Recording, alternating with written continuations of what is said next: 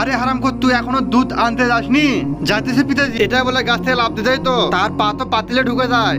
আরে পিতাজি, আমার পা তো পাতিলে ঢুকে গিয়েছে, তাড়াতাড়ি বের করে দিয়ে দিন। এরপর তো তারা দুজন মিলে পাতিলটি টানাটানি করতে থাকে। আরে পিতাজি, একটু ধীরে টানুন। তখনই সেখানে আরেকজন বাইক নিয়ে চলে আসে। আরে গাধার দল, ধীরে ধীরে বের কর, নয়তো ওর পা ভেঙে যাবে। আরে হ্যাঁ, আমি তো ধীরে বের করতেছি। পিতাজি, একটু ধীরেই বের করুন, নয়তো আমার পা ভেঙে যাবে।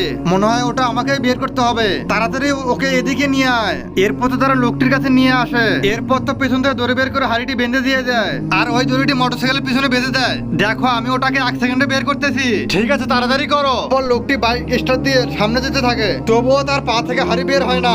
আরে মনে হয় এভাবে হবে না, ওকে বসান, ডাক্তার কাছে নিয়ে যেতে হবে। ডাক্তার কাছে নিয়ে যেতে হবে। এরপর তো তারা ডাক্তার কাছে নিয়ে যায়। ডাক্তার সাহেব, এটা এর পা থেকে বের করতে পারছি না আমরা, দয়া করে এটা বের করে দিন। ঠিক আছে, এর একটা বুদ্ধি রয়েছে। তার আগে দেখবো কে কে শয়তানকারী আল্লাহকে ভালোবাসে। যারা আল্লাহকে ভালোবাসে তারা এই ভিডিওতে লাইক দিয়ে চ্যানেলটিকে সাবস্ক্রাইব করে দিও। আর যারা শয়তানকে ভালোবাসে তাদের কোনো কিছু করার দরকার নেই। ডাক্তার সাহেব, যেটা করবেন করেন, কিন্তু হাড়িটি আমার ঠিক থাকে।